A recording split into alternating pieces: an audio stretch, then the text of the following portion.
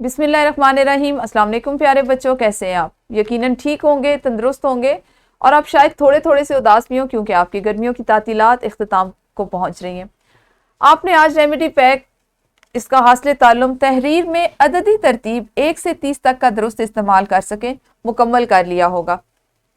आपके पास ये हासिल ताल्लुम था और आपने इस QR कोड में दिए गए वीडियो लेक्चर से इसकी वीडियो देखनी थी, उसको समझना था और फिर सरगर्मी मुकम्मल करनी थी। सरगर्मी थी आपके पास के आपको चंद जुमले दिए गए थे और उनके सामने गिनती के एदाद दिए गए थे। आपने अददी तरतीब का लफ्ज़ बनाकर खाली जगह पुर करनी थी। जैसे फहद जमात में 3 नंबर पर आया, अब 3 को आपने अददी तरतीब में यहाँ पे लिखना था। मैंने कुरान मजीद का डैश 12 हिफ्स किया है यानी 30, अब 30 की अददी तरतीब आपने लिखनी थी। तो इस तरह से आपने आज ये वाला जो हासिल ताल्लुम है इसको मुकम्मल किया होगा और इसको मुकम्मल करने के बाद अब हम ये देखेंगे कि हमने अमली ज़िंदगी में इससे किस तरह फ़ायदा उठाना है।